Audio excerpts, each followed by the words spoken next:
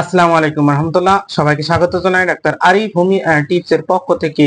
আমি ডাক্তার আরিফ হোসেন আবার চলে এসেছি আপনাদের সামনে নতুন একটি ভিডিও নিয়ে। প্রিয় দর্শকবৃন্দ, আজকের আলোচনার বিষয় আমাশয়ের কার্যকরী হোমিওপ্যাথিক চিকিৎসা। আমরা জানবো আমাশয় আসলে কি, কেন হয়, এর লক্ষণগুলো কি কি এবং কোন কোন হোমিওপ্যাথিক ঔষধ সবচেয়ে বেশি কার্যকর।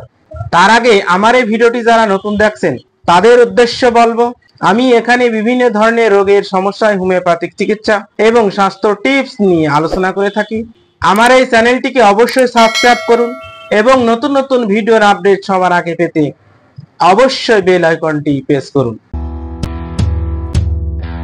আমাশয় হলো এক ধরনের পেটের সমস্যা যেখানে রোগী বারবার পাতলা পায়খানা করে, প্রায় রক্ত ও মিউকাস বের হয়। সাধারণত ব্যাকটেরিয়া, ভাইরাস অথবা প্রোটোজোয়া সংক্রমণের কারণে আমাশয়ের সমস্যা হয়। অস্বাস্থ্যকর খাবার, দূষিত পানি, অপরিষ্কার পরিবেশ, অতি ঝাল মশলাযুক্ত খাবার খাওয়া এবং পরিপাকতন্ত্র দুর্বল হলে আমাশয়ের সমস্যা দেখা দিতে পারে। আমাশয়ের লক্ষণ: বারবার পাতলা পায়খানা হওয়া, মলের সাথে রক্ত ও মিউকাস বের হওয়া, পেটের নিচের দিকে ব্যথা ও মোচড়ানো, মলত্যাগের পরেও পুরোপুরি পেট খালি না হওয়া, জ্বর, দুর্বলতা ও শরীর ব্যথা, এইগুলোই হচ্ছে আমাশয়ের প্রধান লক্ষণ। এবার আসি মূল আলোচনায়। আমাশয়ের জন্য কার্যকরী হোমিওপ্যাথিক ঔষধ ও তাদের লক্ষণ।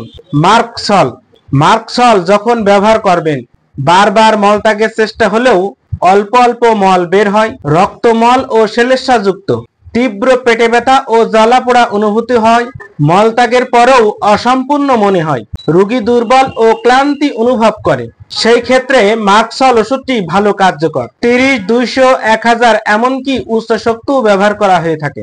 নাক্স ভূমিকা যখন ব্যবহার করবেন, অল্প অল্প মল বারে বারে বের হয়, মলত্যাগের পরেও পরিষ্কার না হওয়ার অনুভূতি, ঝাল ও মশলাযুক্ত খাবার খাওয়ার পর পেটের পীড়া, রাত্রে এই সমস্যা বেশি হয়, অতিরিক্ত গ্যাস ও অস্বস্তি থাকে। নাক্স ভূমিকা পোটেন্সি 30, 200, 1000 এমনকি উচ্চ শক্তিও ব্যবহার করা হয়ে থাকে। অ্যালোসকোটিনা হঠাৎ তাড়াহুড়া করে পায়খানার প্রবণতা, ঘুম থেকে উঠেই ডায়রিয়া শুরু হয়, মল পানির মতো ও দুর্গন্ধযুক্ত, মলত্যাগের সময় পেটের ভিতর গড়গড় গড়গড় শব্দ হয়, মলত্যাগের পরেও দুর্বলতা অনুভূতি হয়। অ্যালোসকোটিনাও শক্তিকৃত ঔষধ ব্যবহার করা হয়ে থাকে। পডোফাইলাম প্রচুর পরিমাণে পাতলা মল, দুর্গন্ধযুক্ত মল, সকাল বেলায় বেশি হয়, মলের সাথে শ্লেষ্মাও থাকতে পারে, রোগী প্রচন্ড দুর্বল হয়ে পড়ে। পডোফাইলাম 30 শক্তি সবচেয়ে বেশি কার্যকর। কলসিকাম মলের সাথে প্রচুর শ্লেষ্মা, বমি বমি ভাব বা বমি হয়, ক্ষুধা মান্দা, পেটে টান টান ও অস্বস্তি ভাব, কলসিকামও 30 শক্তি ব্যবহার করা হয়ে থাকে। আর্সেনিক অ্যালবা অল্প অল্প করে বারবার মলত্যাগে যায়, মলত্যাগের পরেও প্রচন্ড দুর্বলতা, শরীরে জ্বালা ও দাহ, ঠান্ডা পানি খেলে সমস্যা বেড়ে যায়, রাতেই সমস্যা বেশি হয়। ঔষধ সেবনের নিয়ম: সুপ্রিয় দর্শকবৃন্দ, আমাশয় একটি সাধারণ রোগ হলেও অবহেলা করলে এটি মারাত্মক জটিলতা তৈরি হতে পারে।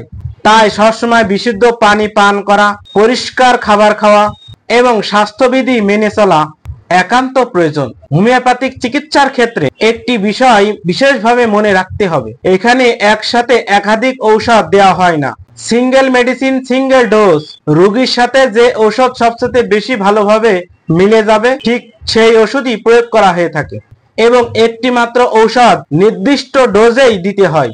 কখনো একসাথে 2 থেকে 3টে ঔষধ সেবন করা যাবে না, এতে ফল পাওয়া যায় না, বরং প্রতিক্রিয়া দেখা দিতে পারে। রোগীর লক্ষণ ও ধরন অনুযায়ী শক্তিকৃত ঔষধ প্রয়োগ করতে হবে। সঠিকভাবে লক্ষণ মিলিয়ে ঔষধ সেবন করিলে আমাশয় সমস্যা হোমিওপ্যাথিতে নির্মূল করা সম্ভব হবে। আজ এ পর্যন্তই। আমার এই ভিডিওটি যদি ভালো লাগে অবশ্যই লাইক দিন, কমেন্টে জানান, বন্ধুদেরকে শেয়ার করুন এবং আমার এই চ্যানেলটি অবশ্যই সাবস্ক্রাইব করুন। আজ এ পর্যন্তই। সবাই ভালো থাকুন, হোমিওপ্যাথিক চিকিৎসা নিন, সুস্থ থাকুন।